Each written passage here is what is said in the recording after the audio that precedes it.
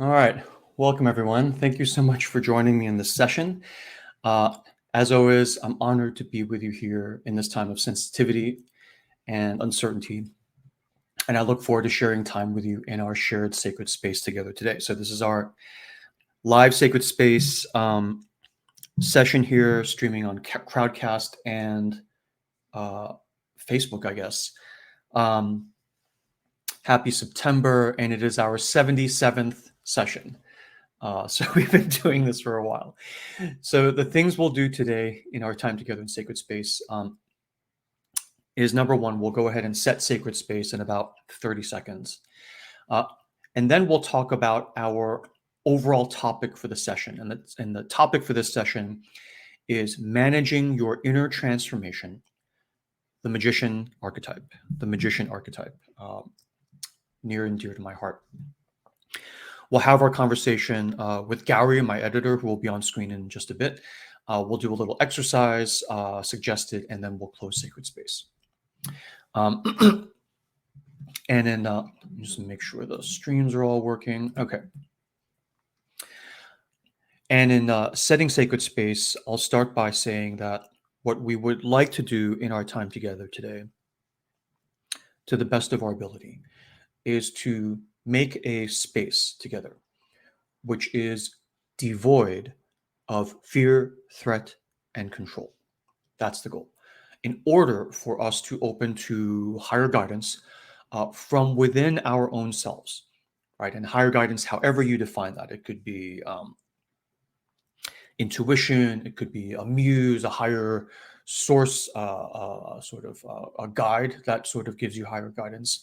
It could be brilliant flashes of insight that you get like when you're on a long run or in the shower, however you define that. But the goal is to create a safe sanctuary space for us to be able to feel like we can relax and surrender to our inner guidance with no feeling of danger or threat, so that we can partake of the nourishment, the emotional nourishment and the spiritual nourishment that comes from being in sacred space together in a group. And in opening sacred space today, I will propose, as I do every session, that we all follow the 4 principles of proceeding in sacred space.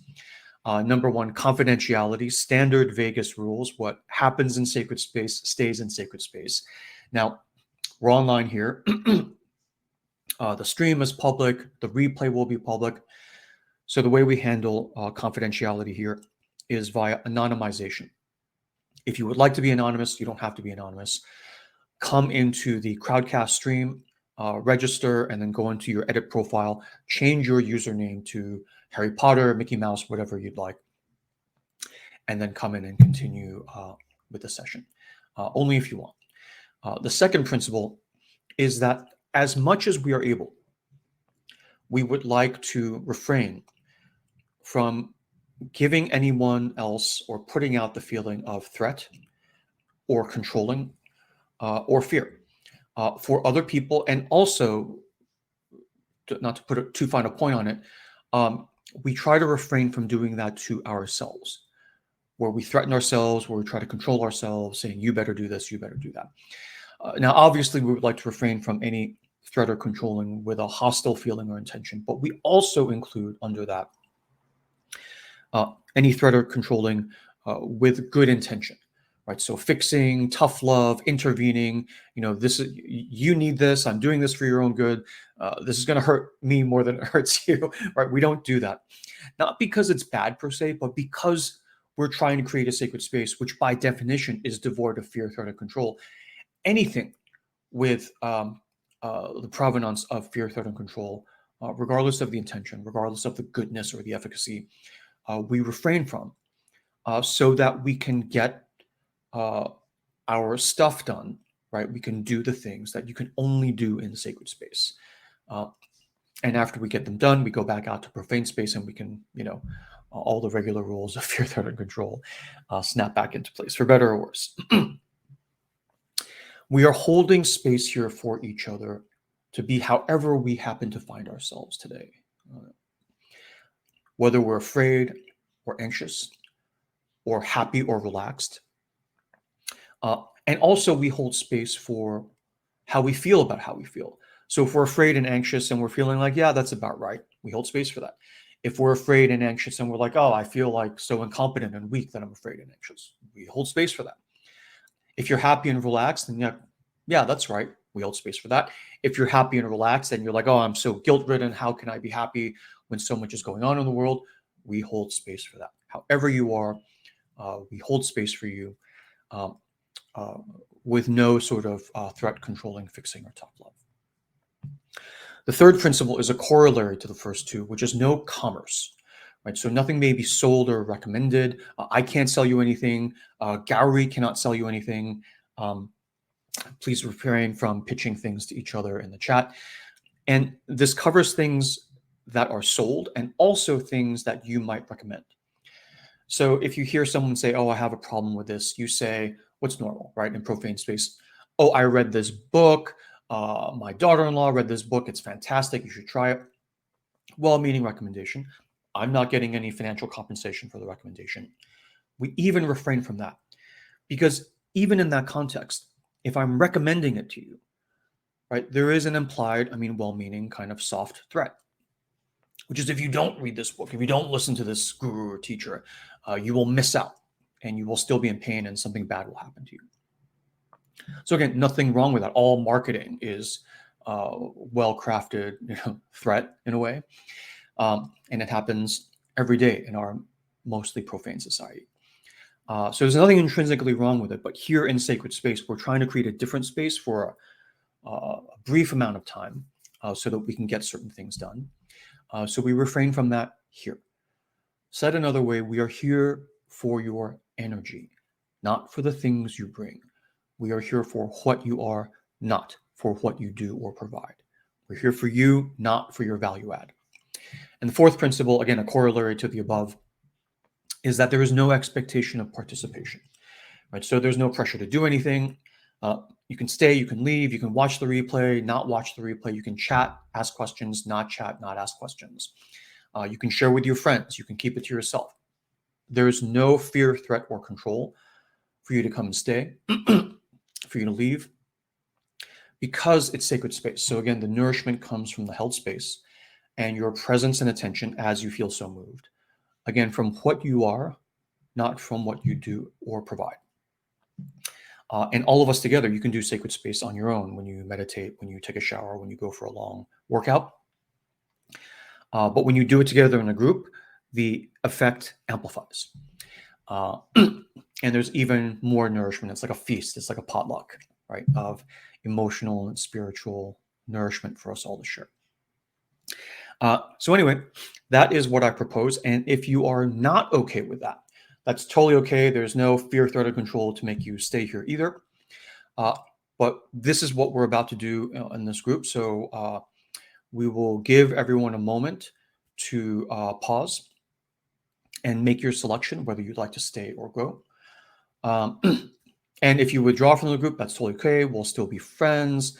We'll catch up later in profane space. If you're on my email list, I'm still going to send you emails. We'll still hang out. No worries at all. Okay.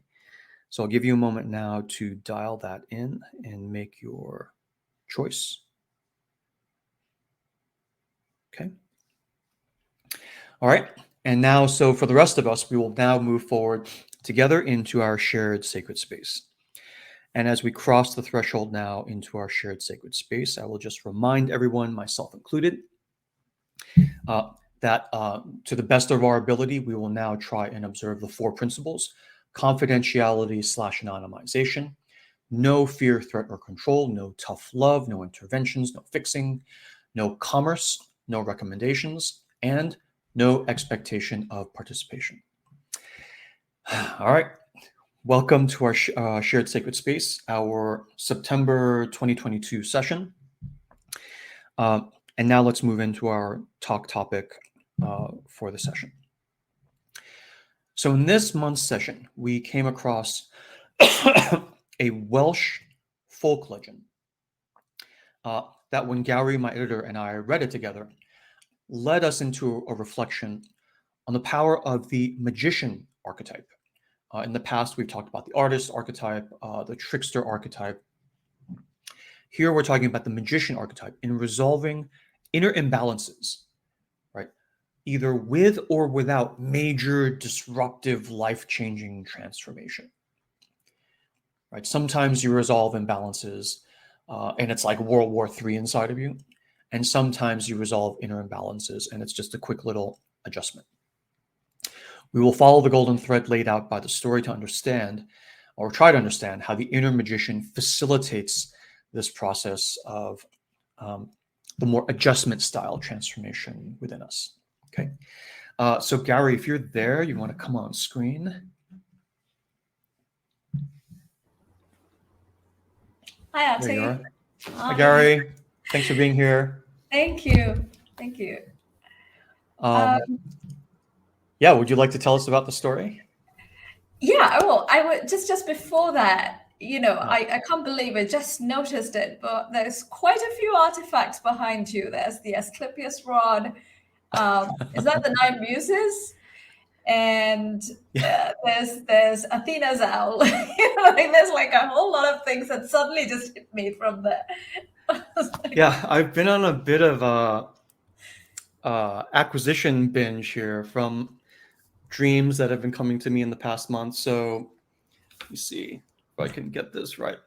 So this is the rod of Asclepius. We've talked about Asclepius, I think, right, in a former session. Yeah. This is a wooden sculpture. It actually comes from Ukraine. I ordered it from a Ukrainian artist, and they shipped it out like literally on the eve of the war. It got out. I sent them a thank you note afterward, and actually said, "Do you want me to buy more stuff and you not ship it?" So to sort of support just sustenance there. And they never replied. I got an auto response from them saying, literally, we've all left to go defend our country. We'll get back to your email when we're done protecting our motherland. It was unbelievable. This is an owl, the totem animal of the goddess Athena. I got it in Greece earlier this year. It's actually made of bronze, and it's made of, it's fired and made in the ancient bronze making techniques. And I got it with a friend when we were visiting Delphos, like Delphi, the Apollonic oracle at Delphi. And in that town, there are all these artists who do things in the old Greek way, in ancient Greek techniques, because they're the artisans who do the restoration work of the actual, 3,000-4,000 year artifacts in the museum. And then on the side, they make these pieces as well with the same. So I got that. That is the 9 muses. This is the goddess Hecate. And that is a physical labyrinth modeled on the Chartres labyrinth, about an hour and a half outside Paris. Lovely. More than you wanted to know. Sorry. Don't get me started on my artifacts. Yeah. That's fantastic. Although the number 9, we'll get into the number 9. There's a reason. Keep this in mind for later, because I may not mention it again in the story. There's a reason it's the 9 muses and not the 7 muses. Right. Because 9 is intrinsically complete. There is no adventure or quest you need to go on linearly. Right. And of course, insight, vision comes from the feminine, which is why all 9 muses are feminine, right? It's not half and half or 5 and 4. Right. Okay. Yeah, enough. I'll stop. Yeah. Okay, so do you want to hear the story? I want to hear the story. I'm sure everyone else wants to hear the story too. Okay, good. So today's story comes from Wales, and it's called The Cat Witches. That's funny for me, because as we dive into the story, we'll see it's not so much about the witches as it is about the magician, but the story is still called The Cat Witches. And so it's set in Wales. It's an ancient folk legend from Wales, and I loved it the moment I read it, because it's just so filled with magical symbols. Just reading those symbols is just so delightful. I didn't even understand the head or tail of that story when I read it, but it just made me so happy. It's just happy like a child when I read that. So then I decided, okay, this is going to be the story for the month. I love it. I love it. Yeah. Thank you. So, called the Cat Witches. And so in the olden days, it was believed that the seventh son in a family of sons was a magician by nature, was a conjurer by nature. That is, he could work wonders like the fairies. And he could even excel the doctors in curing diseases. Right? So he was a healer, magician, conjurer. And this is just by nature, right? I mean, if he's born the seventh son, that's just who he is. And so if he were then the seventh son of a seventh son, he was himself a wonder of wonders. And the belief was that he could even cure the shingles, right? Which normally, even today, I don't think there's a cure for shingles, right? So he could cure even the shingles, which, by its Latin name, herpes, is a snake, right? And the way shingles kind of coils around your body is like a snake. So to cure shingles, this is what he would have to do. This magician, he would have to eat the flesh of the eagle, right? And then once he does that, he's got some kind of protection. He would then wet the rash, the rash that comes on the body, wet the rash by spitting on it, right? And then he would mutter, the spell or whatever that is, this: he eagle, she eagle, I send you over 9 seas, over 9 mountains, and over 9 acres of wasteland, where no dog shall bark, no cow lies low, and no eagle shall rise. And so after that, the patient was cured of shingles. So that's how it worked. So in this particular story, there was a magician by the name of Hugh. And, he made a lot of money and fame, and everybody knew him because he would travel far and wide in order to, heal people or come up with, solve problems that came up, and people would invite him. And he was also a great traveler. He traveled all over the country. He had so many stories to tell. So he was really popular. And so one night, and this is typically how it went for him, he would stay at an inn, have his supper, have dinner, talk to people who'd gathered. And then, he would stay overnight and then move on to the next place. So one night, as he was eating his dinner at an inn, 4 men came in and sat down at the table with him. And because Hugh's a magician, he looked at them and he knew that these 4 men were robbers, and they meant to rob him and kill him that night, to steal his money. And as he sensed it, that this is what he did, he made something like a horn to grow out of the table, which kind of diverted their attention. And that horn laid a spell on the robbers. So they just kept gazing and gazing at that curious thing all night long. And after his dinner, Hugh just, went to bed. He slept soundly. He woke up in the morning. He paid his bill. He was walking away, and the robbers were still at the table staring at the horn. And so only when the officers came to take them to prison did they actually kind of come out of their reverie. Now, so this is how typically, his adventures went. And at one time, there is this town called Betws-y-Coed in Wales. It's a very pretty little town. And there was an inn there. And travelers who stayed at that inn, And this inn was run by two very respectable women, sisters. And everybody liked staying there. But the only problem was that every time, travelers stayed there at the inn, they were robbed. They were robbed of their money. And the mysterious thing was that they would lock the door from the inside, right? The key was intact in the keyhole, and the doors were locked all night. The windows were shut.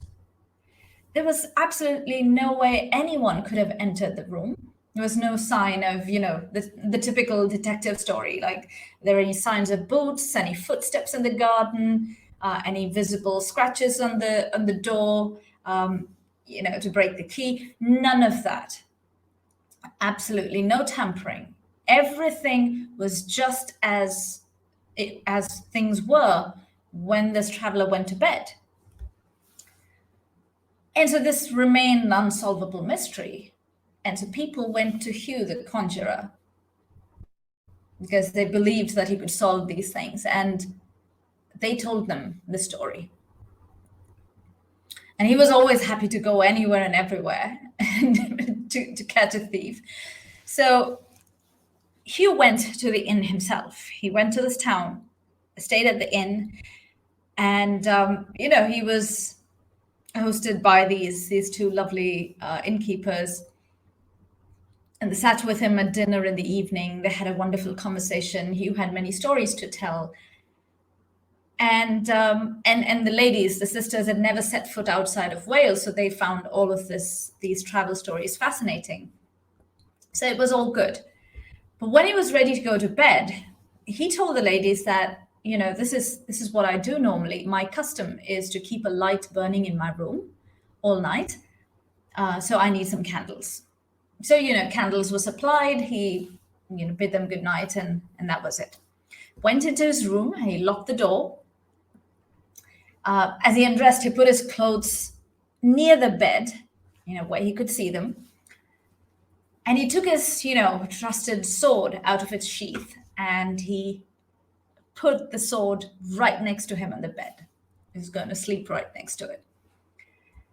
And then he got into the bed, he pretended to be asleep, and he even snored. It wasn't long before he saw two black cats, come stealthily down the chimney.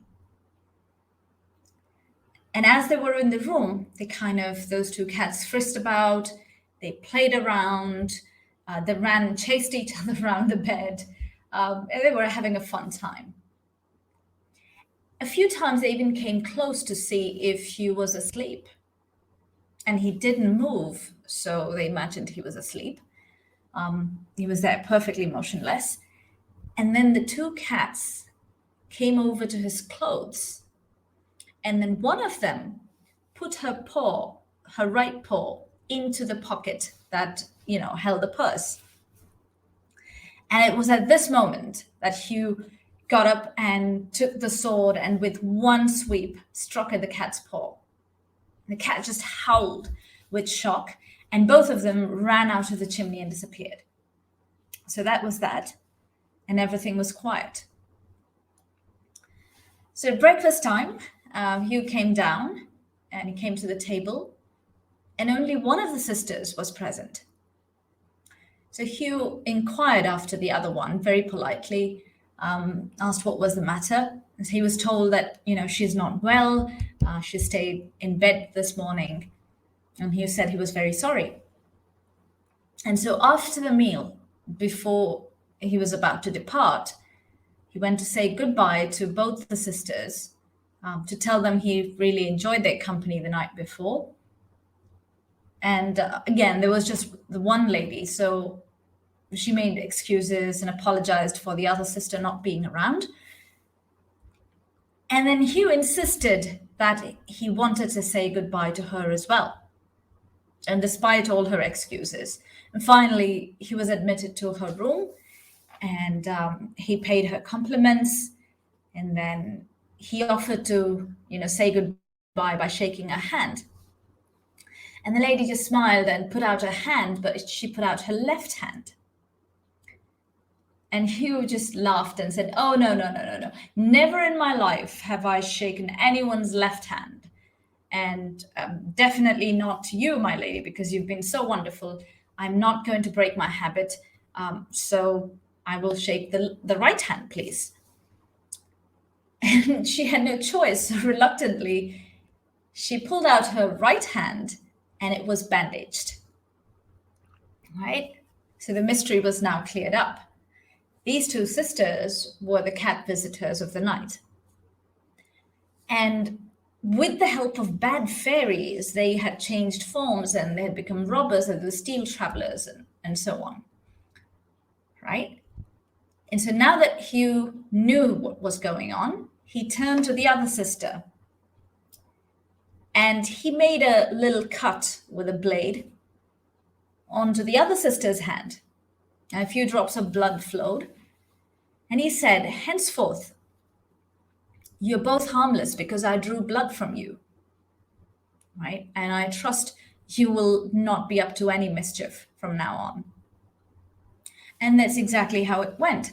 From that day, they kept their inn very neat and tidy and comfortable. All travelers loved to stay there, but there was absolutely no robbery or stealing or any kind of mischief. And everything went quiet. So that's the story. Artie, would you like to come in? Yay. Hi. Thank you. Love that story. Of course, the first time I was like, what? That's it? Yeah. As usual, as usual. Yeah. So thank you for reading that story to us. Let me start by asking my usual question, which is, where do you enter into that story?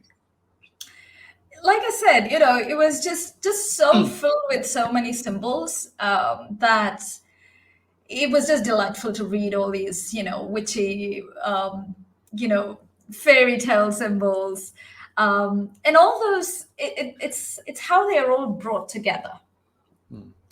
Right? There's symbols of the snake, there's a symbol of cats, and there's a symbol of the number 9 and the number 7. Everything just comes together so beautifully in the story. And then you think, like, how could you just mash these things up and make sense, right? It almost doesn't make sense, but there they are. They're all together in one story.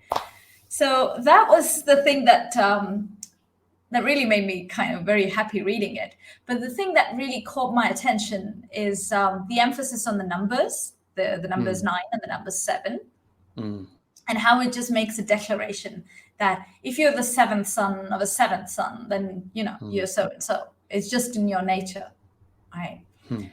So that was one of the things that caught my attention. The second thing was how it specifically talks about shingles.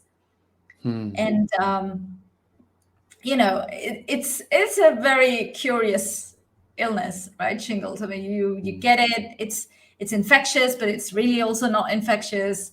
It's very rare, and when it comes, you really have no cure. You just go through with it, and it's like chickenpox. It has its cycle. It's done, and you're back. And to it can normal. come back later. Yeah, but it's really not something that you can predict or have any control over, right? So it's a very curious thing, and it's very rare. So I was curious why they specifically mentioned that, right? And then there's the motif of the serpent and the eagle. I mean, and the serpent and eagle motif comes in different cultures and different traditions all over. So that's another thing that caught my attention. So that's where I was with the story. I love that. Thank you. Yeah. Okay, I need to just sort of say something here.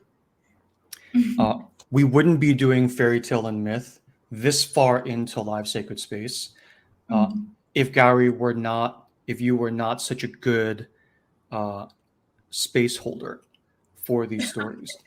Okay. Because, when I ask you how you enter into the story, you're like, I like this, it makes me really happy. And you hold space for the story. You're not pulling any sort of higher meaning out of it right away intellectually. And that's your kind of superpower. You let yourself feel however the story makes you feel without needing to like have a reason.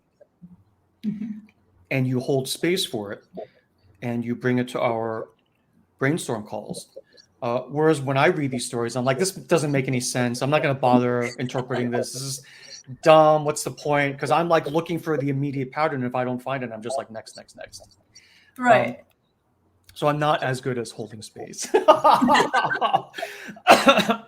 And often, as you know, when you read these stories, I'm like, unless it's like a classic Greek story, and then I get like all excited.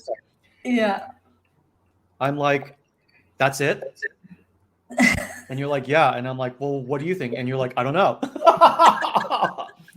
Yeah. I mean, I bring them to you. I have absolutely no idea what they mean. Yeah. And I'm like, why are we bothering with this? And then, of course, the override is like, well, Gary brought it, so you have to just like deal with it. And then we read it, and then, you know, for better or worse, whatever comes out, comes out. So thank you for doing that. Thank you. So for the folks who are new, I'll just say my usual kind of just disclaimer. So around here, when we read a myth or a fairy tale or a dream,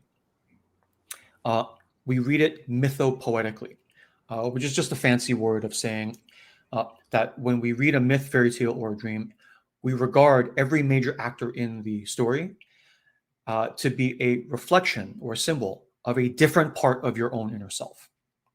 Right.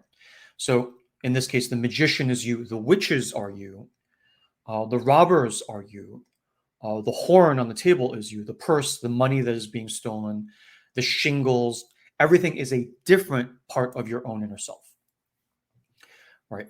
And one of the key hallmarks of the mythopoetic way of viewing things is that we view the self as a multiplicity, not as we don't view the self like monotheistically. Right? There are multiple minds within you. There are multiple voices within you, and that's not a pathology. That's just, you know, you can say after dinner, on the one hand, I would like chocolate cake. On the other hand, I would like ice cream. Those are two voices within you that do not agree, and that's okay. There's nothing wrong with you, right? And so there's a multiplicity of voices within us. I mean, just like there's a multiplicity of organs within us. I have heart, liver, and lungs. If they're in accord, that's good. If they're fighting against each other, if the immune system is attacking the liver, then we have a problem. And I won't get fully into this here. I think I've talked about this in other sessions. Even in a religious context, in the more mature religions, even sort of the mid, so, you know, the Hinduistic, the Buddhistic, you know, 5,000-10,000-year-old religions, everything's polytheistic. In the younger religions like Protestant Christianity, which is only 500 years old, right? And it's barely out of beta, right? It's a very monotheistic. There are no saints, right? There's just one. The Trinity's sort of there, but not really. And then the more sort of just older version of Christianity, which is Catholicism, which is, you know, a couple thousand years old. There's still there is only one God, but God is a Trinity, right? So it's still monotheistic, but there's a Trinity. You can pray to the Holy Spirit and Jesus and the Father separately if you want. And then there's an entire pantheon of saints, right? So you can pray to St. Peter, you can pray to the Virgin Mary, you can build cathedrals to Notre Dame, right, Our Lady, and sacrifice to them, worship, you know, light candles, pray, bargain, ask for favors, ask for protection, as long as you don't call them a separate God, you call them saints. But even in Catholicism, you have this sort of overriding monotheism, but at the sort of middle management layer, it's still polytheistic to match, you know, the polytheism of our inner beings. And we feel comfort when we can pray to, you know, St. Anthony when we lose something, instead of just praying to the one sort of distanced God. And of course, in Hinduism, there's polytheism, but it all rolls back up to Brahma, right, which is the one sort of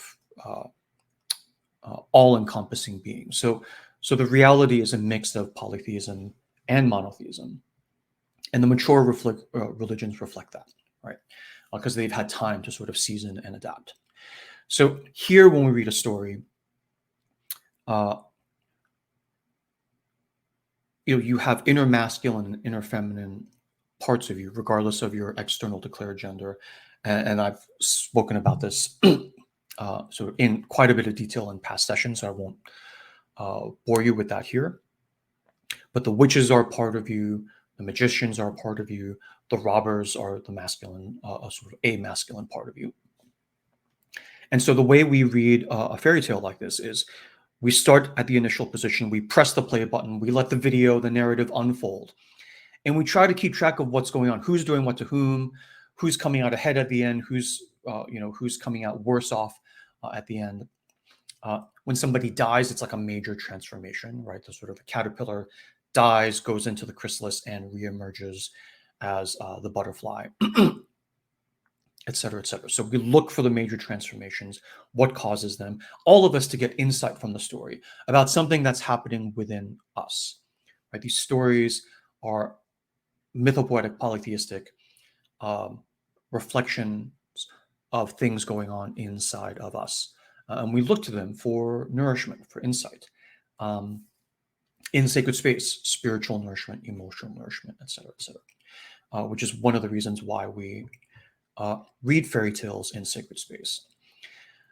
Also, the other thing is that when you're reading a fairy tale, it is its own mini form of sacred space. When you say once upon a time, right, a long time ago in a galaxy far, far away, i.e. the Star Wars version of Once Upon a Time, we enter into sacred space because it removes us from the profane, the fear, threat, and control, the bills that need paying, the laundry that needs doing. Once Upon a Time removes us from that and moves us into a realm which is devoid of fear, threat, and control, a sacred space, which is why we like reading fairy tales in sacred space, because we start coming into sacred space, and then within sacred space, we read a fairy tale. So it's sacred space within sacred space, kind of like a dream within a dream. It makes the effect accelerated and more concentrated, which is why we like to do that. So here, the central action is around this magician, which is, by the way, I should say, when I read a fairy tale or a myth, especially if I'm doing, if at a retreat like in Athens, in a few weeks, we're all going to be in Athens. A bunch of us are going to be in Athens together. Every morning for a week, when we wake up together in the villa and we gather for breakfast downstairs, I will be reading dreams for people around the breakfast table. Right? It's one of the beauties of being in sort of shared, unstructured space and time together. And one of the hallmarks of when I do a dream reading is I say, this is just my wild ass intuition. If we disagree, you are always correct, right? And the same figures here too. When I'm reading this fairy tale, I'm giving you my intuitive sort of read on it. It's not like the gospel. It's not like the official correct version.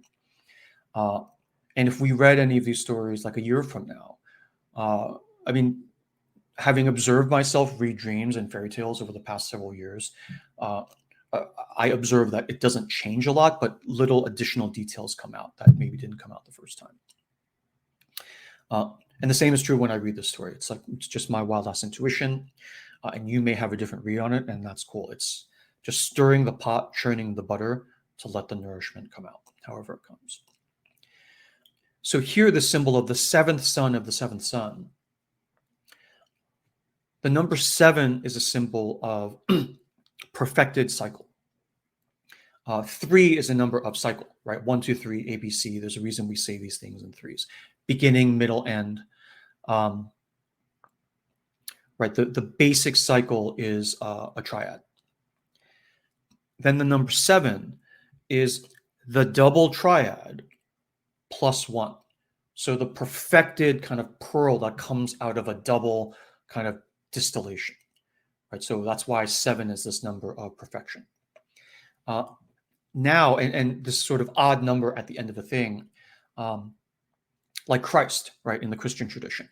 Christ is the number 13, right? Because there are 12 apostles and Christ is the 13th, right?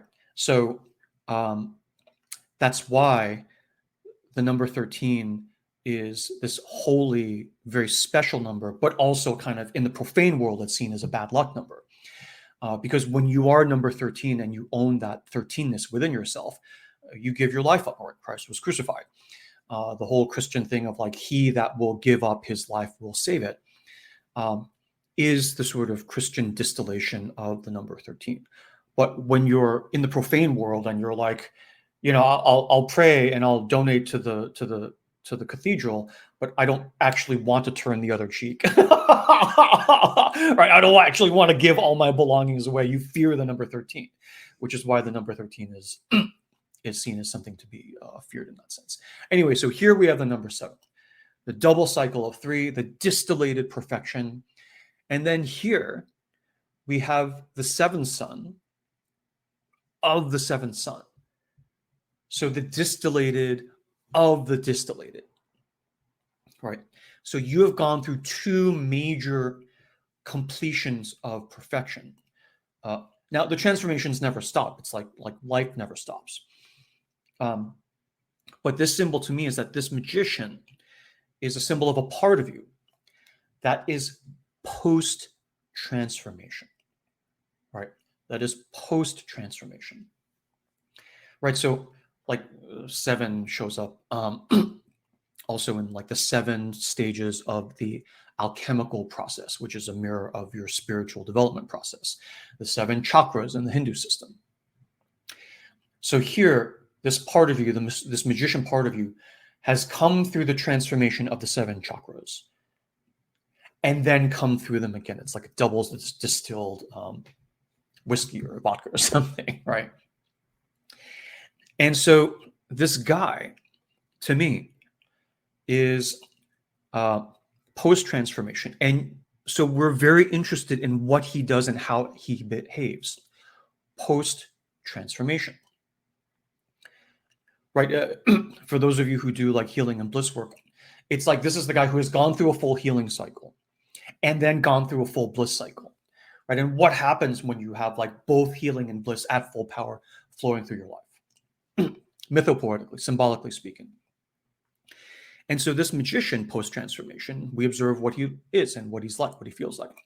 He is an inner masculine figure within you, a kingly figure, a wise figure. This is like a Gandalf-y, Dumbledore kind of figure who can cure shingles, right? So what are shingles here? It's also called herpes. And herpes is the Greco-Latin word for snake, right? So, and snake obviously is feminine. The serpent is feminine. All of the labyrinths behind me, a labyrinth is serpentine. A labyrinth is a serpent coiling into its own sort of center. The serpent here as well. Okay, so the powerful sort of power of the serpent, which is then erupting in you, right? It's like your own inner feminine saying, don't hold me back. I'm going to erupt in this very disruptive way. In the form of shingles and herpes. It's interesting that shingles and herpes here are interchangeable in the in the Welsh mythic tradition, and that you pull it forward, what, like 1,000 years or something into modern day. We call shingles and herpes 2 separate ailments, but they're both viral and they're both incurable, which is very interesting, right? You have it, the first wave will come and go, and then for the rest of your life, it can erupt at any time, typically due to stress, right? Typically due to stress. So this is the inner feminine creating disruption and imbalance because, frankly, she's pissed for some reason. And it's like, instead of just suppressing her, you want to find out what the imbalance is and address it and bring everything back into balance. So the way you bring this back into balance, and again, this is not, you could read this as a patriarchal, I'm putting down the serpent, but these are forces within you. The magician is a part of you, the serpent is a part of you, and you want everything to be in balance. So what's interesting here to me is the way he cures it, this distillated post-transformation. I have the power of healing, I have the power of bliss, seventh son of the seventh son. How do I bring it into balance? Do I whip it? Do I kill it? Do I suppress it? No. You eat eagle's flesh, which is very masculine, very, Apollonic, right? Of the sky, of the sun, not of the underworld. And eagle and serpent clashing and fighting with each other is a classic motif across, multiple world traditions. So he takes eagle's flesh, and he takes the eagle, basically kills it, cooks it, and eats it, which is very jarring. Right? There are certain birds that are sacred. We don't think about it. There's no law against it. But even if you're, a full carnivore, you eat all kinds of meat, you would never eat eagle, right? Similarly, especially if you're European, of European origin or in Western modern world, you would never eat swan, right? You'll eat chicken, you'll eat goose even, but you would never eat swan. And there are like traditions going back to the Middle Ages and even before, there are reasons why we don't eat swan. I won't get into that right now. But even in today's 99% profane world, it's like we would recoil at the thought of eating swan, which tells you how powerful the injunction is. So anyway, at this level of perfection, right, he is eating the eagle, taking the masculine air sort of solar power, killing it, eating the power of himself, digesting it, turning it into nourishment, because when you eat it, it turns into food and your body takes it in. And then regurgitating it back out like a mother bird feeding her baby birds, spitting on the herpes shingles eruption. So I read this as like he takes the power of the eagle, eats it, transforms it within him, right? Your belly is a furnace, right? It burns and cooks and transforms food you eat into power and life force and energy for you. Right? But he regurgitates it and feeds it to the snake, spits on the eruption of herpes on the skin. And so when he says he banishes this, he is banishing, to me, the conflict between the snake and the eagle, right? The double Ouroboros, where the flying dragon is fighting with the serpent and they're eating each other's tails. This is the conflict. So he's taking this conflict and banishing it across, what is it, the 9 valleys, the 9 mountains, and the 9 oceans or something. There are 3 nines, the 9 mountains, the 9 seas, and the 9 wastelands. And so it's very stunning, this image to me, that he banishes the conflict of the serpent and the eagle. Because what is herpes, right? It's the serpent, inner feminine within you, erupting to the point where it's on your skin and everybody sees it. It's all over your face. It's on your arms, right? Everyone like steps back from you. It's like, what's going on here? What do you have?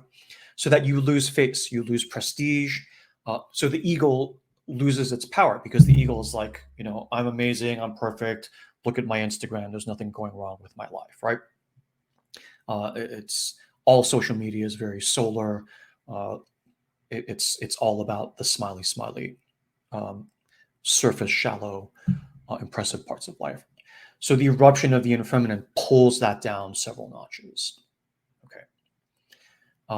And that whole thing, we're banishing it across 3 nines. Now, the number 9, compared to the number 7, to me, the number 9 is more a number of the sacred, which is also this number of wholeness and perfection, but non-linear, right? 9 is a cyclical 3. 9 is 3 threes, right? So it's the cyclical 3 itself tripled. So it's completely whole, complete in and of itself. You can't really call it a cycle, right? 7 is a linear cycle. You have 3 culminates, climaxes in the 7th. It's how you get from profane to sacred. You reach the 7th chakra. Well, the transformation is actually chakra 4, as we've talked about in past sessions. but it's linear. And 9 is not linearly achieved. 9 is. 9 simply is in archetypal perfection. Which is why when we talk about the muses back here, these goddesses here, there are 9 muses, right? So it's no accident that all of the muses are feminine, and it's no accident that there are 9 of them. So anyway, so the magician has achieved this on the masculine side, right? He's 7th son on the 7th son. He's done his linear stuff, and then uses these transformations, the eagle, right, to feed and nourish the feminine. And this is how the conflict is banished. And when you see it in this way and it transforms, it's not a conflict anymore. It's a dance, right? Sort of the dragon eating the tail of the serpent and the serpent eating the tail of the dragon. You can see this as a conflict, an endless war of good versus evil. Or you could see this as a dance between masculine and feminine. Or you could see this as a dance between the solar and the chthonic, the heroic and the chthonic. You could see this as a form of very hot, love making, right, between the masculine and the feminine, all within you, all within you. So this is the overall pattern of the magician. And Gary, jump in and make comments whenever you would like. But this is the pattern of the magician. This is who the magician is. This is how he rolls. This is what he does. Okay. And so with this level of power then, so after the shingles thing is resolved, when additional eruptions happen, like with the cat witches and with the robbers, what I observe in the story is that they are also resolved by the magician, but without major transformation. In other words, the simpler way of looking at it is in the story, empirically, is nobody dies. Right? When you see death in a story, in a dream, it's not a symbol of literal biological death. It's a symbol of transformation. Right? So when you see something in you die, you dream of a grandfather dying, you dream of a pet dying, right? It's that part of you, symbolized by the figure, dying, transforming, and then you will see the emerging part come later. So if you see like your grandfather, your dad die in a dream, you would expect in a future dream that night or even weeks or months later to see a symbol of an emerging inner masculine as the butterfly that comes out after this caterpillar of the grandfather or father has died. So you would expect to see a baby boy, a baby puppy, a baby, in some cases, lion, or a strapping young man that's not 70, but that's like 15, right? And that will be the reborn sort of masculine. Okay, so that's major transformation. And here, conflicts are resolved without the need for major transformation. So the bandits, for instance, they are peacefully subdued, right? You're basically enthralling them with this vision of a horn, which has its own sort of significance. But you haven't hurt them. You haven't thrown a single punch. And they have not been able to rob you, to steal your ego power, to transform you, to kill you, which was their intent, right? They are taken away without major transformation. When you run into the witches, they are also pacified and brought back into balance without major transformation. He wounds one of them. He doesn't cut. There's bandages, but he doesn't kill the witches. He doesn't banish them. He doesn't punish them. He doesn't even throw them in prison. He just limits their negative unbalancing power. They can still run the inn. They can still take care of other parts of you, the traveler part of you. But they're just brought into balance. This is the kind of feeling I have from that. So a concrete way of describing this. So this is all mythopoetic. How does this show up? What's an example of how this would show up in my regular everyday life? So let's say you have in your romantic relationships, right? Or work relationships, whatever. But romantic relationships is a major thing for a lot of people. You just have one bad relationship after another, epic breakup after epic, whirlwind romance, and then epic breakup, and then another whirlwind romance, and then another epic breakup, over and over. It's like one car crash careening and triggering the next car crash on the highway. Okay. And at some point, after all of this cyclical transformation, you may become yourself. There may be this part of you that is this like uber meta sort of magician type part of you that develops out of this, who is literally, regardless of your gender, right? But you have within you this magician, seventh son of the seventh son. You've been through so many relationships. You've seen all these patterns over and over again.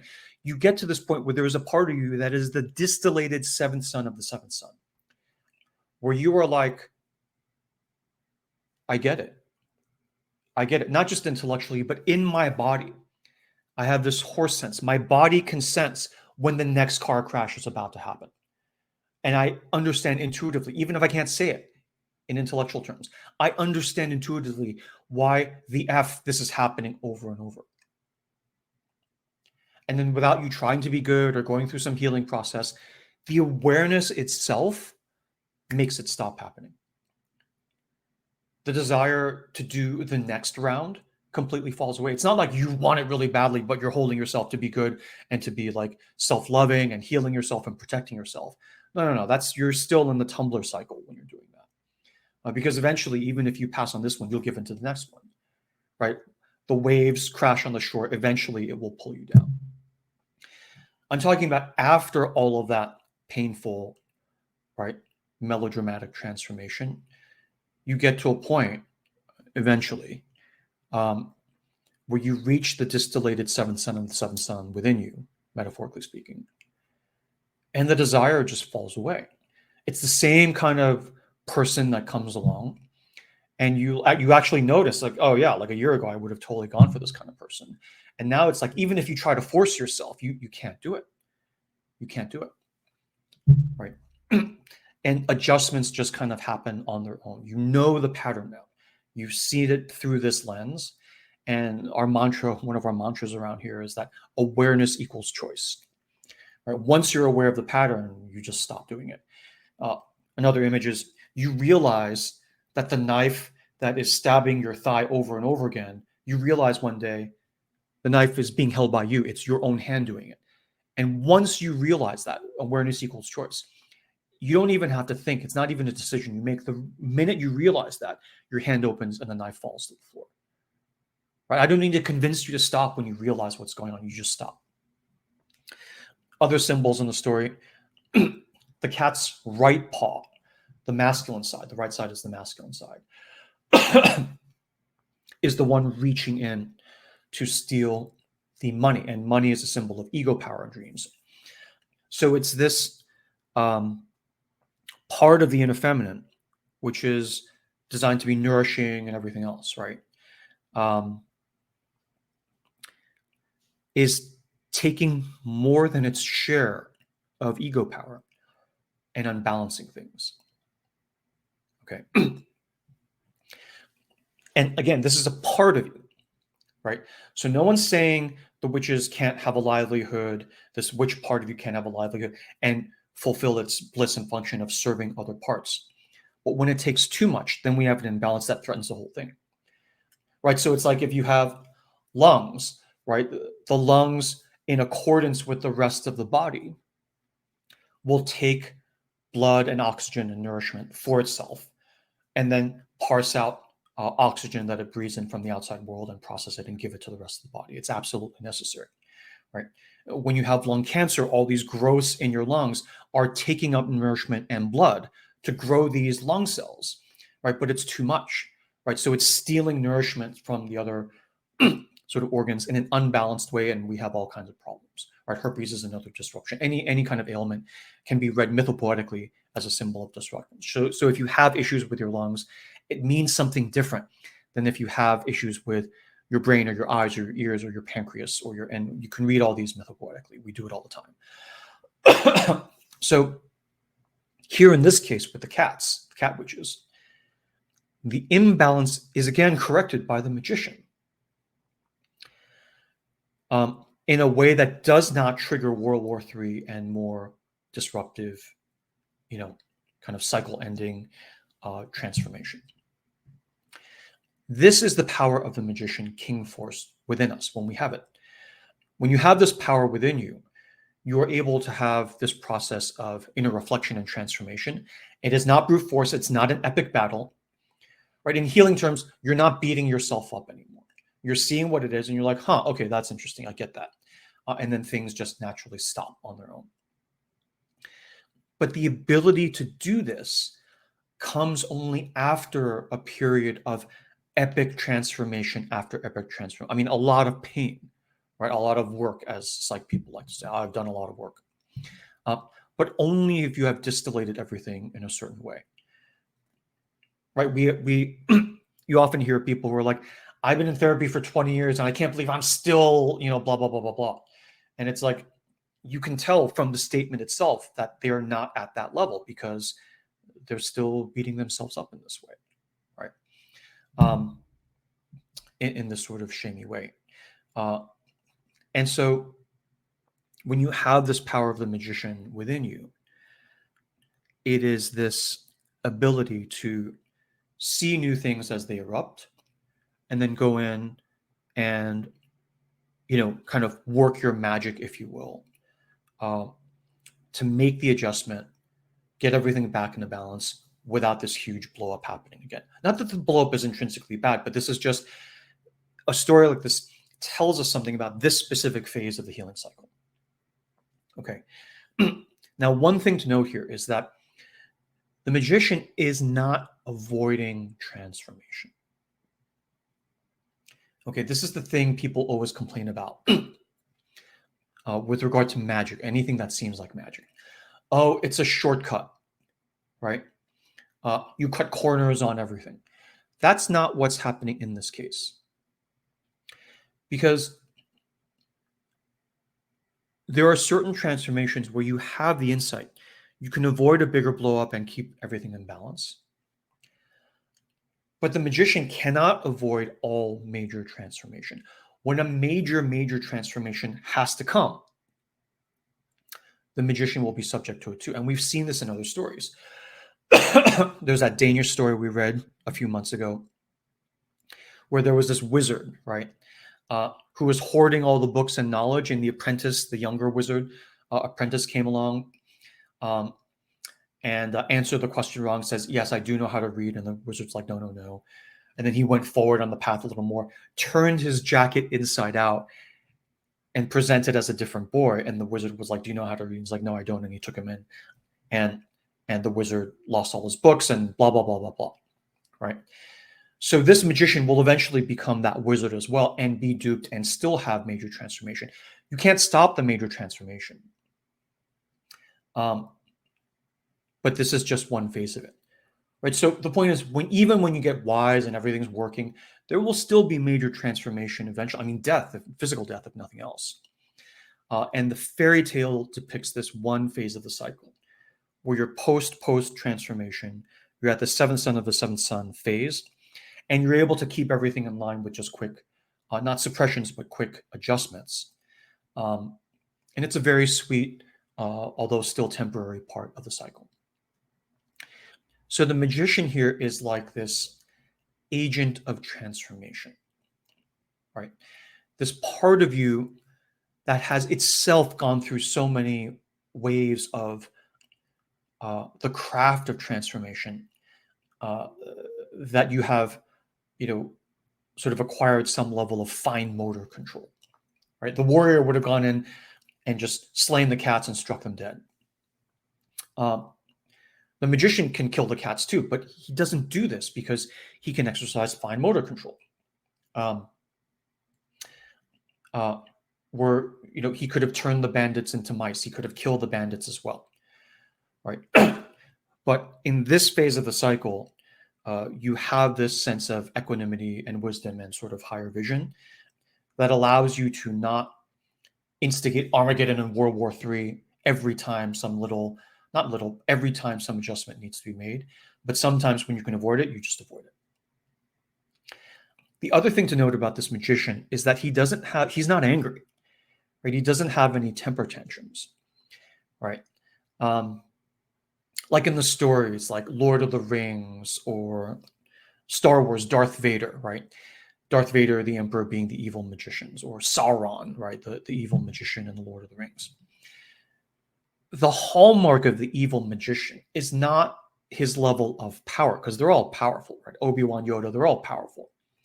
The hallmark of the evil magician is that they're always angry, right? Sauron is always pissed. Darth Vader has always got an axe to grind, right? So in these myths, the bad magician, always wants to blow up everything because he's angry at the entire world. And the good magician is just trying to keep things in balance. And again, these are all parts of you. Darth Vader is a part of you. Sauron is a part of you. Obi-Wan is a part of you. So there is a place for both, and it is a kind of cycle. And so this is not saying the magician is better than the bad magician. It's just, it's a cycle.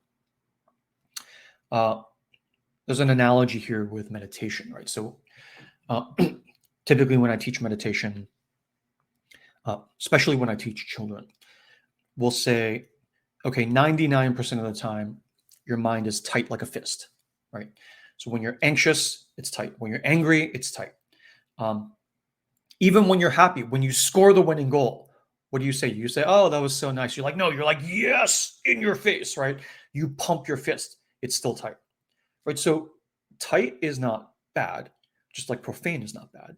Tight is not bad. Tight is just tight. And so when we meditate, we're not doing nothing. Doing nothing is this. Right? When we meditate, we're doing this. We are actively opening our hands and spreading out our fingers. Meditation is not doing nothing. It takes metaphorically muscular effort to actually open the hand. And if you're like this all the time, the opposing muscles are often atrophied if you're 99% like this all day. Okay. The stronger the opposing muscles are when you meditate, the more fine motor control you have. Right? Just like with our magician. Like with our hand, the fist is just one mode. So if all I can do is hold a fist, all I can do is hold a knife and stab, or hold a baseball bat and swing. But if I have fine motor control because the meditative, the opening muscles are strong as well, then I can do a lot of things. I can play the piano. I can sign a document and not just swing a sword. Right? Post-transformation, the magician, the seventh son of the seventh son, these are the things that can happen. So the magician, and it can be feminine too, it could be the witch, sorceress, has now the ability to exercise this fine motor control because they are well-versed in the cycles of transformation. They're not just, oh my gosh, I'm afraid of transformation. You've gone through so many. You're like, okay, I wouldn't choose to go through another cycle of transformation, but I know what I'm going through. I know what I'm doing, and I can just go in. Right? And when you realize something's coming, like a big wave is coming, you can make the adjustment way ahead of time and avoid the whole cycle altogether. Not because you're afraid of it, but you're seeing it and you're just, seasoning the stew just the way you like it. So there's no need to kill the bandits or the cats. You can just do a little bit of adjustment. There was a question Gowrie asked about the difference between the magician archetype and the trickster archetype. And for me, the magician and the trickster are basically two aspects of the same archetype. They are basically of a piece. They're alternate versions of each other. And the differences I would just call out here are that the chief characteristic of the magician, right, is that he is the agent of transformation. And when you have a very high-powered magician within you, he is the agent of transformation who has fine motor control and discernment, the discernment of judgment, where he will only trigger the major transformations that are absolutely necessary. Everything else we can just take care of. And then, the peace and prosperity of the kingdom or queendom of your life allows you to continue following your bliss, et cetera, et cetera. If you're not following your bliss, if you're living like a zombie lifestyle, then your magician is not very strong and you will have sort of larger, more disruptive transformation. And that's okay, right? It's all a sort of natural, organic process to get you to that state eventually, hopefully. Now, this is very related to the trickster. A magician to the outside world looks like a trickster. Right? You have all the usual characteristics of the trickster. So the magician can cross boundaries. He or she can work magic. They can make up stories and sort of enthrall you. They can facilitate exchanges, both voluntary and involuntary, right? But the key difference for me is that the trickster focuses more on the power of transformation that is coming for you in your life, whether you are ready or not. Right? So the trickster is here, like when you don't want the package to come, the trickster is the force within you that goes around to the back door, opens the window, and stuffs the package through into your house anyway. Whereas the magician is a kind of trickster. But the magician at that point is focused more on the craft of transformation itself. Right? Where in that package analogy, if you've already received many packages, the trickster's like, oh, okay, it's no big deal. There's nothing to do here. But then maybe after the seventh package of the seventh package, haha, you're like, this package, I'm not so sure. Right? The trickster doesn't come in and like lay waste to your house. It's like it hasn't built up enough steam yet. It's the magician in you that goes, huh, that's interesting. Why is that? Right? And instead of World War III, a sort of conversation or negotiation ensues. Right?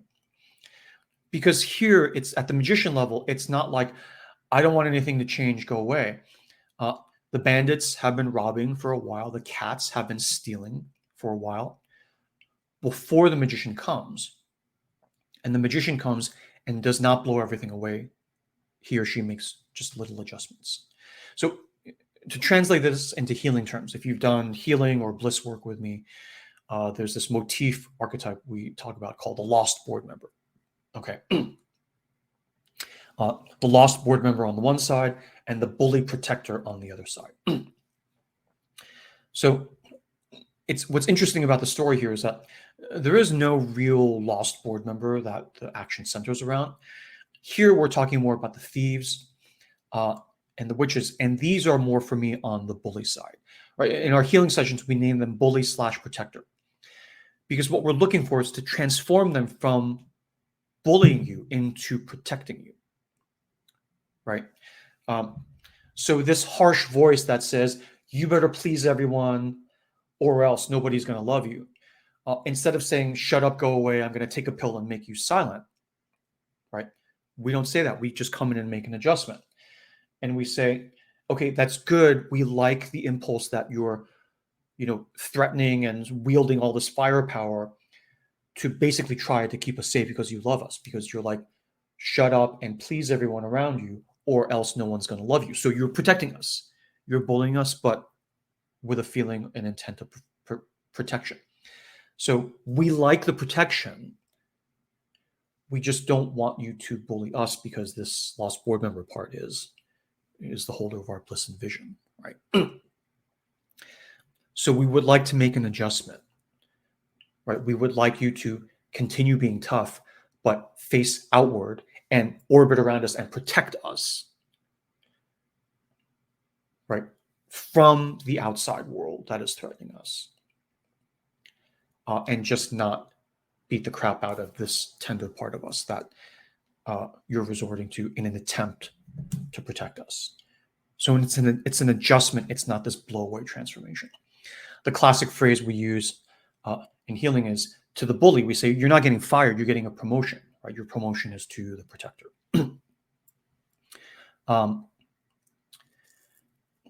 With the robbers, right, they're stealing your ego power and your ability to manifest. And how are we doing on time? Do we want to talk? Okay. So the horn here, I read as like a cornucopia. It's not like a ram's horn. This cornucopia out of which all of this plenty comes out of. In other talks, I think in the labyrinth talk, I talked about how the cornucopia is actually like a labyrinth and analogous with the Grail, the Holy Grail, right? So these labyrinths when you see the spiral, right? It's like a top-down view of the horn. If you turn it this way, it's actually this conical horn, the center of which is at the bottom, right? The center of the labyrinth is where all of the plenty, creativity, bliss, everything comes out of. And so the main transformation here with the bandits is you enthrall them with the vision of the horn, right? They're taking resources in a completely unbalanced way. And the magician, the seventh son and the seventh son, instead of fighting them and killing them, he makes this horn appear before them and they are entranced by it. In other words, you tell those of you who have done healing or other retreats, you've heard me say something like this, but this is showing up in the story exactly as is, where basically you approach the bully protector of the bandits and you say, there is a higher vision for you and for us. This vision of plenty and abundance and healing in the inner kingdom, right? Where you stop bullying this part of you and start protecting it, and this horn of plenty explodes in a life of, bliss and healing and manifestation and everything. And that is the thing that makes them stop, right? And then they're sent to prison, but that's temporary, right? And this is, to me, is analogous to when you realize everything you've been doing for money and prestige is not getting you to this vision of the horn of plenty. And you have the vision of it. And it's like, it's not what you're doing now. You're not on that track now. All of the bandits within you that were, business as usual, sort of living the gangster life, right, of money and prestige, they go to prison. You self-sequester, right, temporarily. So eventually they will be released from prison. Right, and it's typically, in a human life cycle, it's typically somewhere around midlife crisis, where you realize I've had this successful career in life, I've had money and prestige, and I'm still not happy, right? I've been wasting energy just going after too much money and prestige. And when you realize this, these powerful manifesting parts of you, the masculine, go and sit in prison and cook. You're grieving in the cooking because there is loss, right? All these lost years. But then you're also cooking the next phase, which is your bliss, right? I hear this all the time in our work, right? Actually, especially with men, where they're like, gosh, I've been chasing money and prestige all my life, and I've been good at it. But now I realize my larger vision, the horn of plenty. I realize what my bliss actually is. And I realize that all the money and prestige I've gotten has come at the cost of being able to actually even know and ask about my bliss, let alone fulfill it. Right? And they say in different versions, but the basic gist of it is, if in the beginning, in my early 20s, I knew my bliss would be exchanged in the beginning, I would have done a different exchange. Right? I would have done something differently if I had known. And now I know. I'm like not 21 anymore. I'm 51. Now I know I'm going to do a different exchange now. So that's on the masculine side. On the feminine side with the cat, which is something very similar. One way of reading this, there was a question Gary had around why is the solution drawing blood? Why is the solution drawing blood? And the way I read this is that in many human cultural traditions around the world, indigenous Native American First Nations here in North America, German, Northern European, Grimm's tales, and the Hindu system, there's this triad of colors. There's a sequence of 3 colors that outlines a couple different things, but the case I'm thinking about is the feminine life cycle. And the outline of the feminine life cycle of 3 colors is white, red, and black, in that order. White, red, and black. White is the color of innocence, purity, chastity, virginity, girlhood. Red is the color of full flowering of womanhood, a girl's first menses, the blood of menses, the blood of childbirth, right? So red. So white into red into black, and black is the phase of cronehood, of the elder wise woman, so which is where black, et cetera, et cetera. So white, red, black. So here, the sisters are stuck in the white phase, right? They're stuck in their maidenhood. They're sucking ego power. It's like this cancerous thing that's like growing out of control and not progressing to the next thing.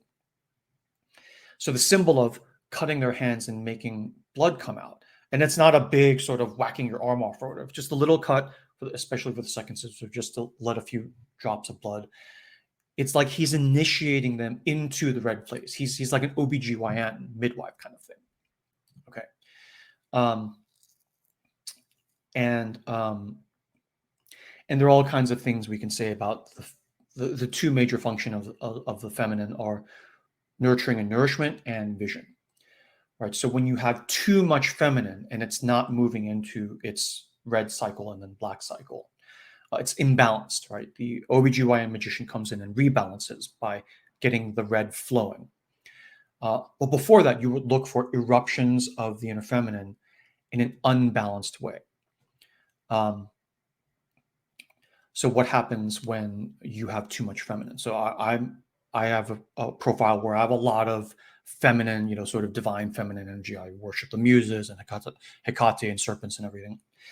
And when it erupts in an unbalanced way, there's over-nourishment and nurturing and over-vision at the expense of the masculine, which is boundaries, saying no, not overcommitting yourself, and manifestation. Right. So typically in a guy, especially where, or anyone, where you have too much feminine and not enough masculine, there are countless examples, but let's just say on the vision side, too much feminine, not enough masculine. In me, for instance, I have 80% amazing, cool ideas, 20% actual execution and manifestation, right? Castles in the sky and nothing actually gets done, right? You're a dreamer and you don't actually implement. That's feminine, tons of ideas and vision, at the overweighted at the expense of masculine, where you don't actually put any of them into the concrete life of the world around you. And for the eruptions that's happening, because the feminine cat witches are the same as the herpes and shingles, right? They are both feminine elements in this single story. So the eruption of shingles and herpes, both of them, by the way, is an eruption on skin. It shows people can see it, right? So it takes down your prestige, it takes down the ego. And when it comes, it never goes away, right? It can erupt anytime, right? So,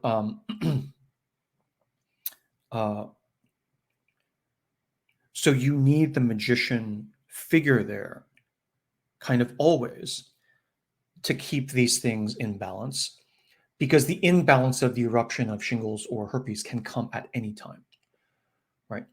And in my work, I experience this all the time. I have ideas coming to me all the time. Most of them don't get executed because there are just too many. I'm okay with that. But even the things that do get, this live sacred space series has been going on for like close to 3 years now. When I did live group advising way back when, we actually ended it about almost a year ago. We did it for something like 5 years straight, every week, week in, week out, for 5 years. And then we stopped. Right? I was like, I finally got the message from the muse that we're stopping. And so live sacred space may stop. Retreats, right? I wasn't planning on doing any retreats this year. Now we're doing a retreat in Athens. Next year, we may do Paris, we may do Bali, but I'm not sure. It completely depends on what my own muses are directing me to do, right? So 1 year we'll do 5 retreats. The next year they may be none. So I am not infused with this sort of executional, disciplined masculine energy where it's like we will do 5 retreats every year for the next 20 years. Next year we may do them. Next year we may not. LSS may go on for 3 years. LSS may stop on a dime in a couple months. We're not sure. I don't know.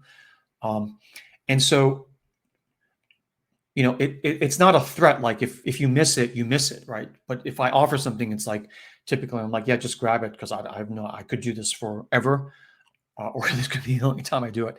And it's not a threat. If you miss it, you miss it. You'll get the next thing, right? There will be more things that come out. But it is this kind of pattern. So the archetype, so Gary had one more question here. And Gary, I'm just going off of sort of the questions I remember you asked. Feel free to jump in to give extra context here. So she had a question about the magician king archetype, right? So the magician at the king level specifically. My own patron god is Asclepius. This snake twirled around the rod is the rod of Asclepius. So he's the Greek god of healing. He is a magician archetype, obviously, and also a king, right? And as we've said in past sessions, the three key features of a king are the ability to provide containment, sort of comfort and familiarity, sort of facility with the realm of grief, so you don't fear grief, and the ability to bestow blessing, right? These are the three key features of a king as I teach it and think about it. So containment, grief, and blessing, you combine this with the magician, the agent of transformation.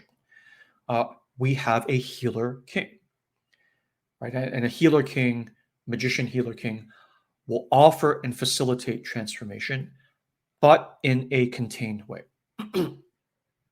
right? So where, so when I offer LSS, when I offer a retreat, I'm facilitating transformation, but in a contained way in sacred space. So I'm not forcing you. I'm not like, you have to do this. This is good for you. If you don't do this, you're not going to spiritually develop. I mean, I don't threaten you. I'm giving it to you in a contained way, and you come and go as you please, right? You sip as much of it as you can take, and if you can't take it anymore, go away, watch Netflix, relax, stop the healing process for months or years. And when you come back, we'll be here. In a similar way, when you are in a hospital, right, the metaphor of a hospital, you are undergoing powerful transformation, surgeries, procedures, healings, but you are contained. You are in a safe space. So the king typically is like this elder kind of archetype, right?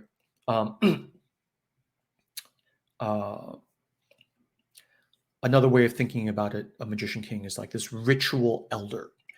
And this comes up when you talk about the theory of, I guess in philosophy, sociology, mythology, the theory of liminal spaces, right? So there's a school of thought that distinguishes between a liminal space and a liminoid space. A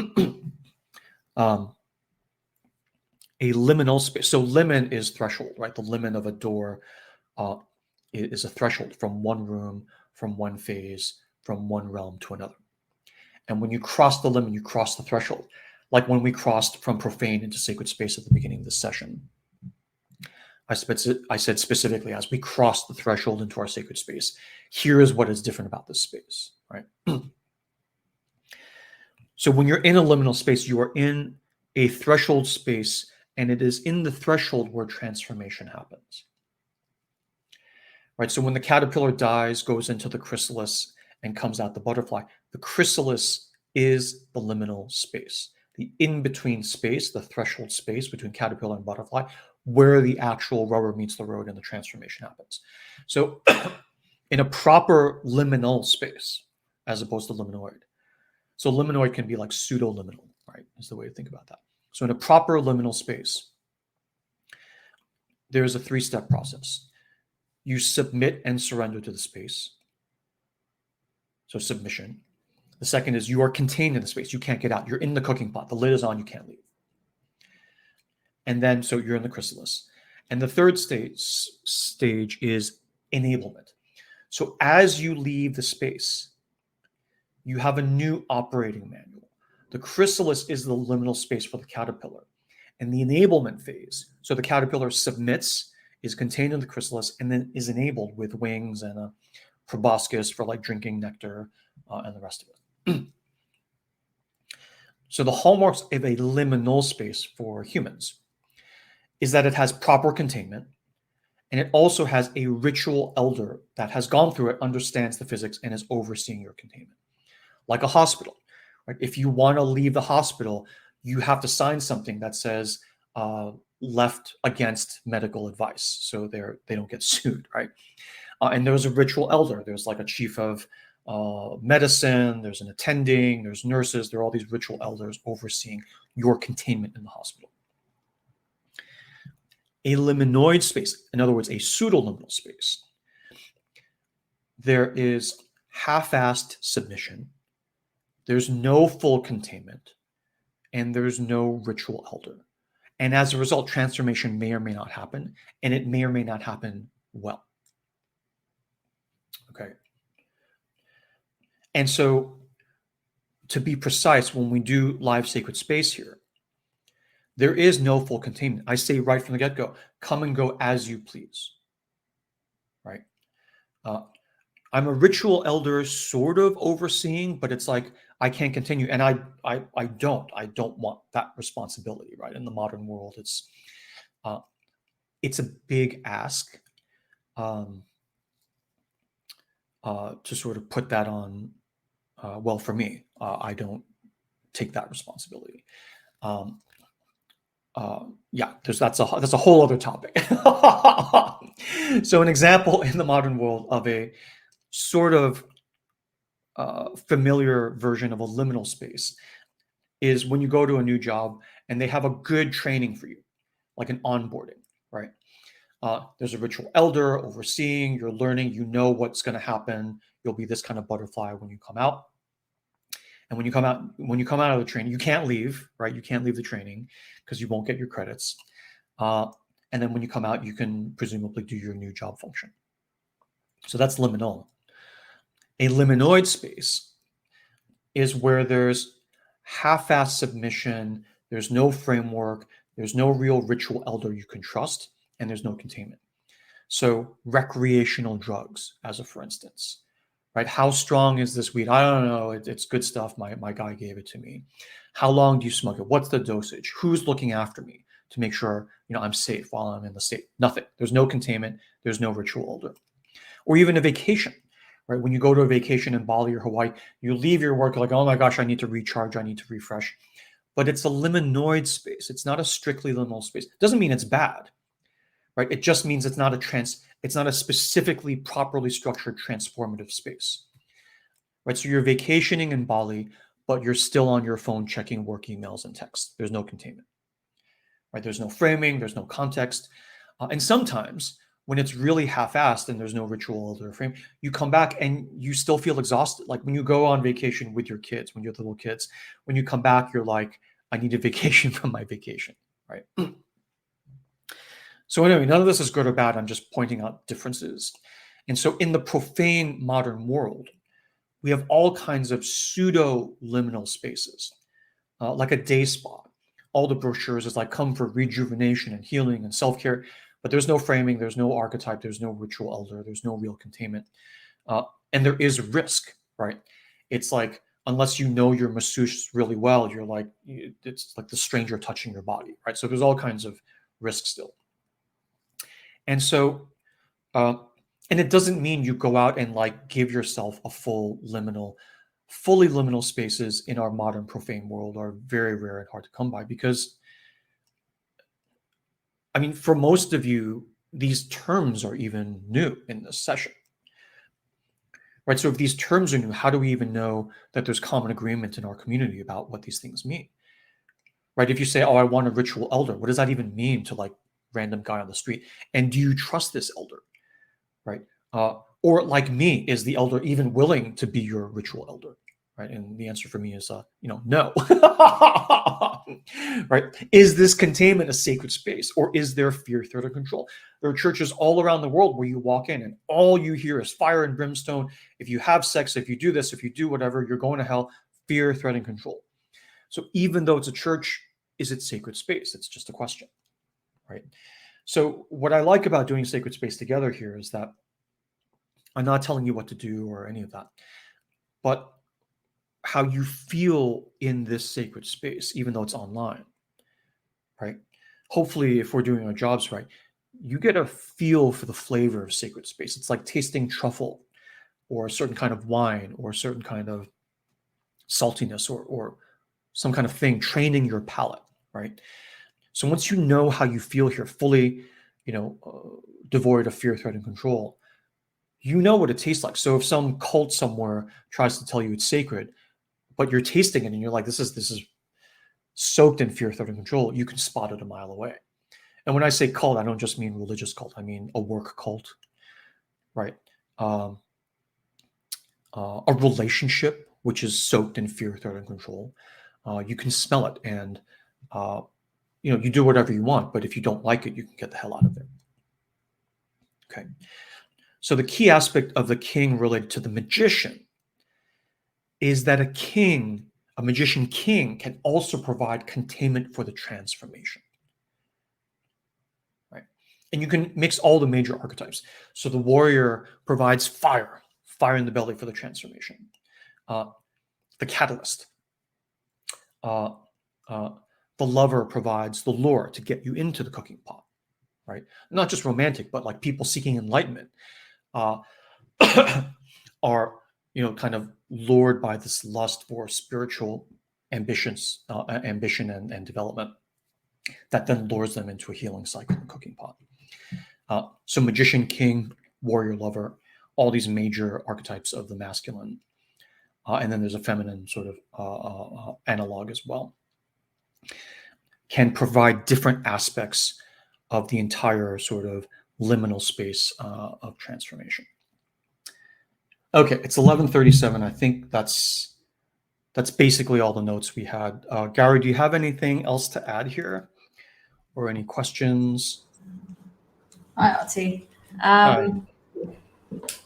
Yeah. So one of the things that was fascinating for me when you were telling me about how you read the symbols, right, is at the first reading of the story, it didn't at all seem connected to anything. It didn't what? It didn't seem connected to anything we've done before. Right. And it didn't seem like there was any kind of overlap of symbols. I mean, we've come across the numbers before, but nothing in terms of the actual dynamics of what happens in a story. But as you explained, how you read the story, one of the things I was reminded of is how this, the magician going in and transforming herpes, right, the serpent, right, and that whole thing about eagle and this and that. I mean, that just seemed so abstract. But it reminded me of something we've done before, which is, the story of the golden-headed fish. It's a while ago. I don't know if anyone remembers, if you remember the details of the story. But in that story, the prince, who's on this quest and adventure of his own, comes across this princess that he marries, right? Much against the advice of the princess's father, the king. And he says, this has happened before, like 190 princes have come before, and they've been killed on the first night. So, this is dangerous territory. And he still goes ahead and marries the princess. And on the night of the wedding, the princess transforms into a snake and kind of, tries to kill the prince. But then he has his faithful favorite slave with him, who's hiding behind the curtain, who knows something is going to happen. And he comes and strikes the snake with a sword and kills it. And then the princess is, absolved of her curse. So she kind of becomes normal again, and, the prince is saved. So that's the story. And what I found when you talked about this story is both in the Cat Witch's narrative, as well as the shingles and the herpes thing. It is this, the shingles particularly, it's this eruption of the feminine, right? And it is at this level where if your inner masculine is at a transformation cycle version 1 or version 2 or version 3, you'll probably be killed, right? You'll be transformed. So you're still going through those transformations. And then you reach the stage, in that story, it was like 191 or 192. The prince that comes in at that level after so many transformations, he's able to, actually match the serpent princess, right? And in this story, again, it's the seventh son of the seventh son. Someone at that level of cycles of transformation is able to cure shingles. So it's that theme that came across for me, which is very interesting. That completely different traditions of fairy tales, but it was just amazing that that's come up again. Totally, I love that. Yeah. I mean, a couple thoughts there. One,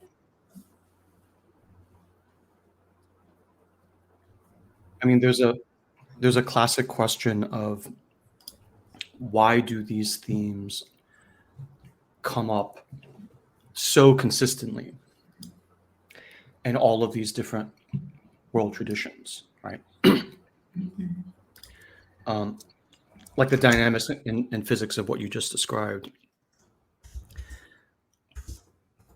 And there's one theory which is like diffusion, where it's like this concept came up here and it spread with trade routes and human development and everything else.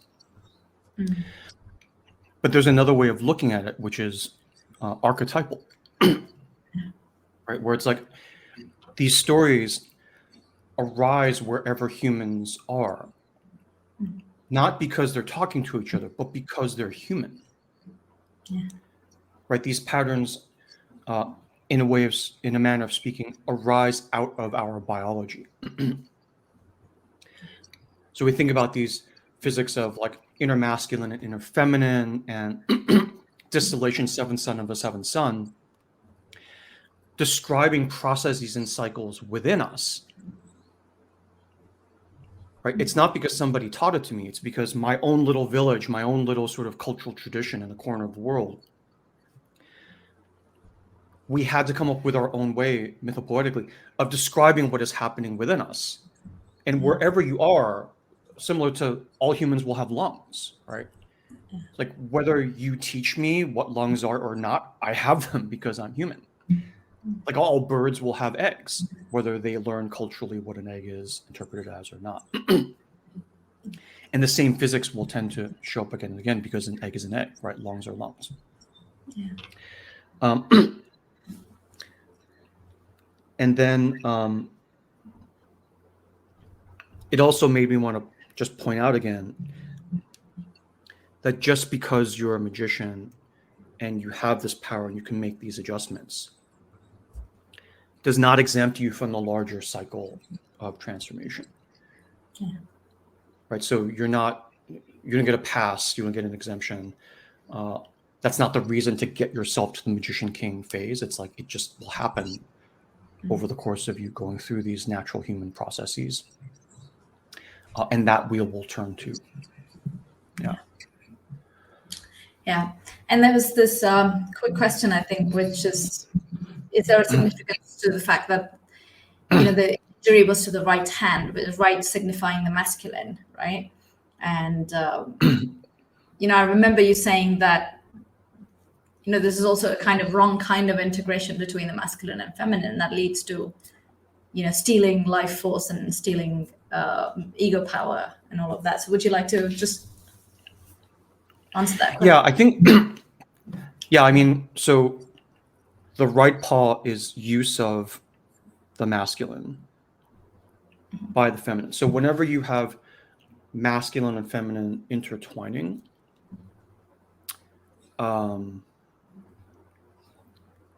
that's not bad. I mean, you want the inner masculine and inner feminine to integrate. Yeah. The question is, what is the quality, and then what is the result of that integration? Yeah. Right. So when you dream, when you see sex or marriage or weddings in a dream, right, or in fairy tales, it is a symbol of integration of the masculine and feminine, right? Like within you. But the sex or the wedding or the integration can be mismatched. It can be unhappy. It can be coerced, right? So the nature of the integration is one thing to look for. And then in this case, the other thing to look for is what is the result of this integration? So here you have the cat, the embodied inner feminine, using the power of the masculine, right? That's not intrinsically bad. But the result is like you're stealing ego power. So it's like this thing is working in concert to like feed this sort of cancerous growth in the sort of feminine / masculine of stealing ego power.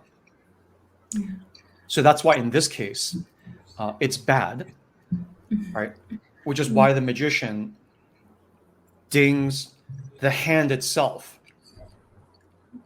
You see what I mean? Because to stop it, he could have said boo and made the cat scatter.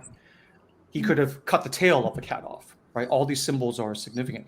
He specifically wounds the right paw and severs this integration between the masculine and feminine. This is the wrong, it's like Snow White or Cinderella. It's like, you know, the evil stepsisters are trying to marry the prince. It's like the wrong feminine matched with the masculine. So it's like you want to prevent that from happening. Or in this case, undo it. But not in a way that's World War III where you kill the cats as well. It's like we're just making an adjustment. It's like not with this one, match with something else to not steal ego power in an inappropriate manner. Right. So when you have lung cancer, you want to cut out the cancer. You don't want to remove the lungs because you need them. So it's that power of being able to adjust with discernment. Okay. What's the exercise? Okay. Yeah. Yeah. So the exercise is, and again, this is just a suggestion, a brainstorm idea. Do this only if you want. But the exercise for reflection is to try and see if you can think of a time in your life when you caught yourself, right, where you detected something, you noticed something happening in your life, in your pattern, in your behavior. Like a relationship. You're like, oh, this is feeling like the relationship example. This is feeling kind of whirlwindy in my usual way. I'm feeling clingy in my usual way. I'm feeling like I'm about to run for the hills in my usual way. And then you moved to stop it. You kind of nipped it in the bud successfully. Because you're like, literally, hang on a minute. I've seen this movie before in my life. And this isn't the first time I've observed the movie unfolding before my eyes. But in the past, I let it roll anyway. And this time, I'm choosing to not play out the rest of this movie.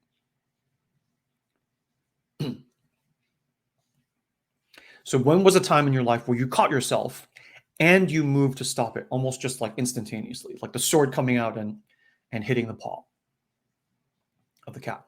And you can tell that because of that, you avoided a much larger disruption, Armageddon transformation in your life. Because this relationship, if you had let it roll through, would have like, you know, messed up everything or disrupted everything. What was a time in your life you can remember when you did that most recently?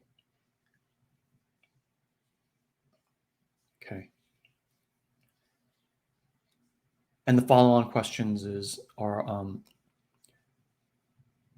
what happened there? What made that time different where you were actually able to stop it as opposed to before, where you could actually see it happening and you still let it happen?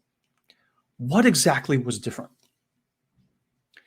Said another way, what was the magician in you that was distillated enough, 7th of a 7th, that you were able to make the adjustment without just letting it roll through? And then, of course, another question that would be interesting is, so with that issue that you saw and realized, where are you with that now? Has it progressed? Has it moved forward? Again, it's all circumambulatory. You will naturally be 2 steps forward, 1 step back with any of these things. And so the question is like, where are we with that? Have we gone back a bit?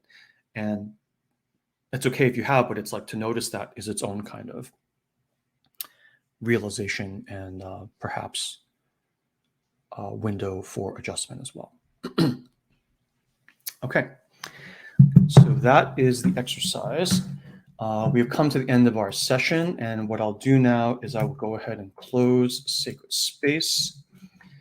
Our next session is next month. I think it's end of the month because I'm not going to be back from the Athens retreat until the end of the month. So yeah, it's just better if I don't do these sessions when I'm like in Paris or whatever. So I'll drop the link. Yeah, it's October 30th. I'll drop the link in Crowdcast and Facebook. It's free, open to the public. It's just like this one. Feel free to join now, invite your friends or not, whatever you want to do. But that will be the next time we meet in this forum. And now I'll go ahead and I'll close our sacred space. So I hereby close this session of our shared sacred space. Thank you for holding this space with me and with us. And thank you for sharing the nourishment, the emotional nourishment, and the spiritual nourishment of the shared sacred space with us. I give you my blessing. Go in peace, bestowed with blessing, free of fear, free of threat, and free of the undue control of others. Have a great day, have a great week, have a great month, and I will see you all in the next session. Happy Sunday. Thank you. Thank you.